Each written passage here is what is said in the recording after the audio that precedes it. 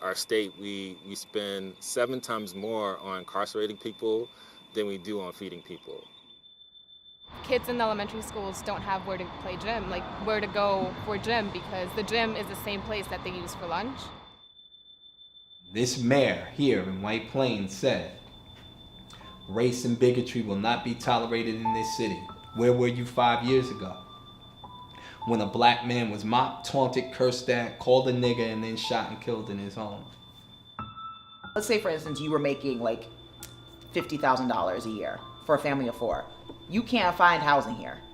You can barely find housing if you make $70,000.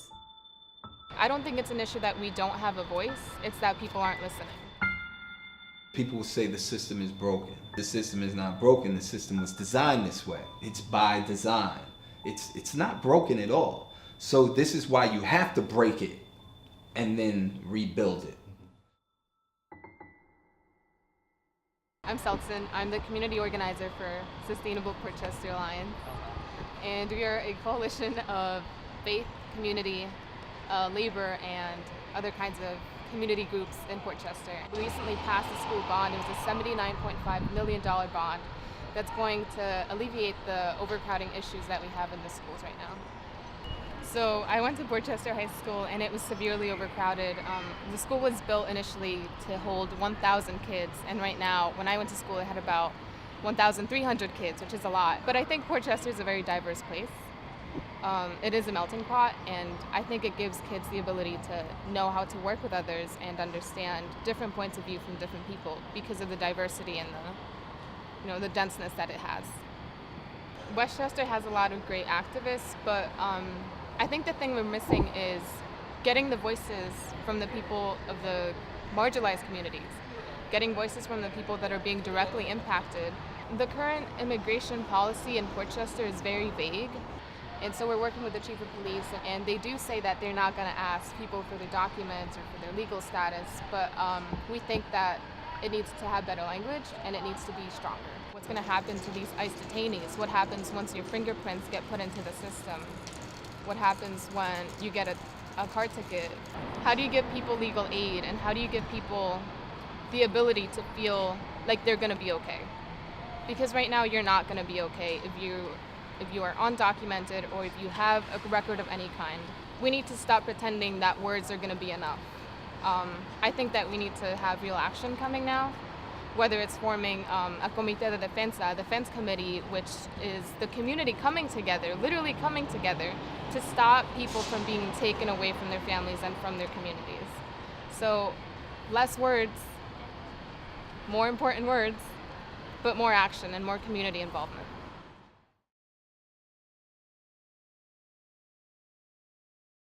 Food justice for me has been trying to get to the point where everyone has access to quality food, no matter race, religion, creed, color, all of that, no matter your social economic status. My name is Jalal Sabor. Um, I'm a farmer and organizer. I feel like I've always been interested in prison abolition and prison justice and making sure that people that look like me aren't always being over-policed and put into prison.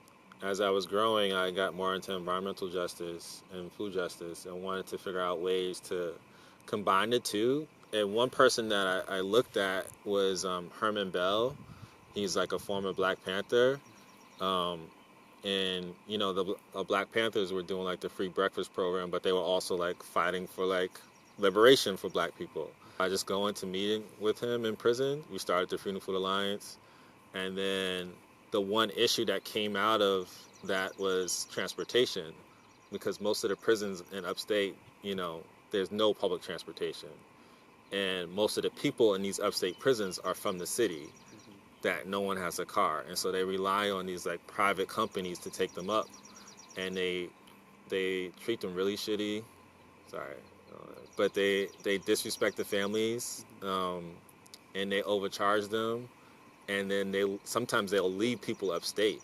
A lot of our communities and rural communities are based off of like what prison economy is running.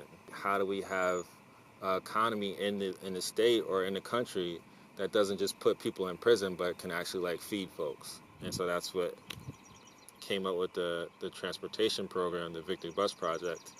And I was just like, if we are growing food, if we can provide food for the families while they're on that trip, and so it's a way to tackle both things at the same time. And so we got an old veggie school bus and started like trying to do trips while we were like farming. I think social justice is trying to make the intersections between all those issues. There's a lot of different issues, but how do we combine them and address all of them intersectionally at the same time?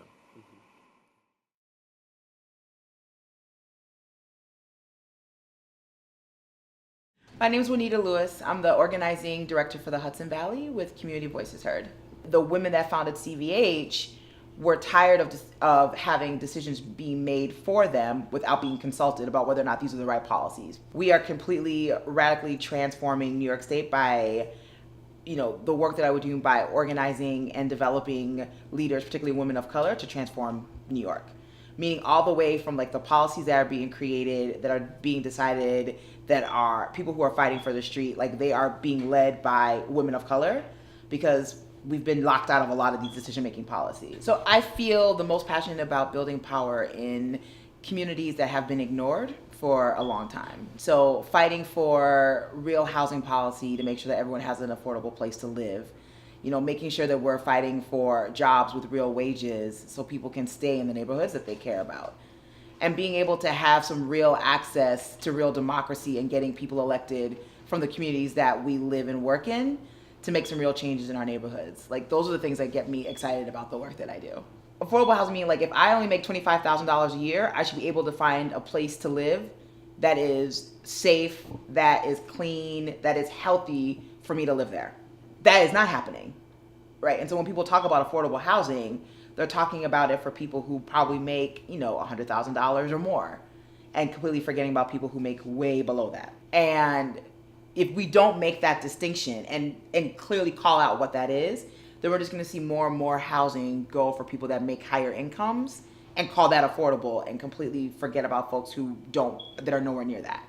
With all the development that's happening in the city of Yonkers, you can only do so much with a couple of council members, right? You need a full council and a mayor that's really pushing some real progressive housing work. And like, that's where we come in, where we're consistently pushing them. But we need other members of the choir singing different parts of the same song.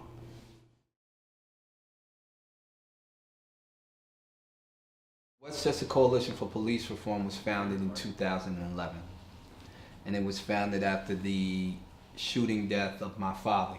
They alleged that my father, Kenneth Chamberlain Sr., posed an imminent threat to life and well-being, and that after exhausting all avenues of non-lethal means, they were forced to use lethal force. In the beginning, when my father was killed, I said, I'm not going to blame the police officers. I said, because if my father did anything to cause him to have to use deadly physical force, I said, I'll walk away. And then we heard the audio.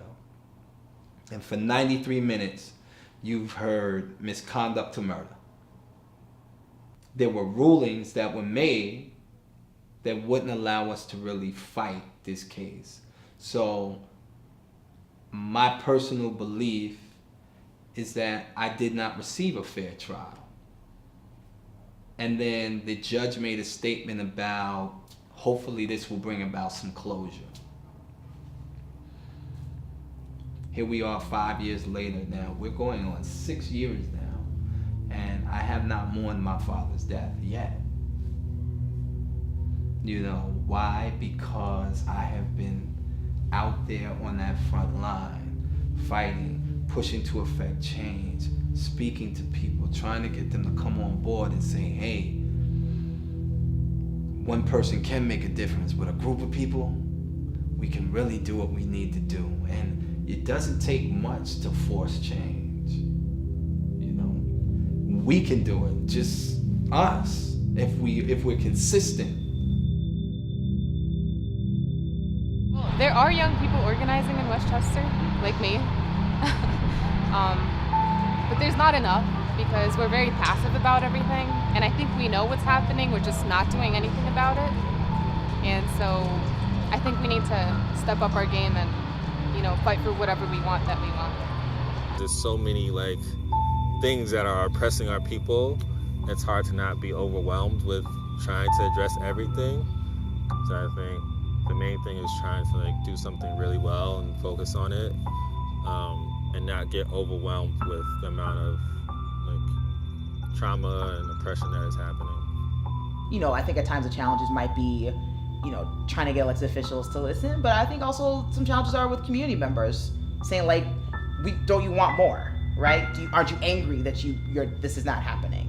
And having people feel like, yeah, I've got a little bit more fight in me after years and years of disappointment. Now, it's one thing if you can't get out. If you can't do boots to the ground for health reasons, whatever the case may be, look, I get that. But if you really are trying to force change, then you have to get out there to do it. You have to be out there. You have to be in their face. Okay? A lot of things, and unfortunately, cities like this, like White Plains, they only understand one thing: being shut down economically. If you shut down the money out here, you'll get their ear.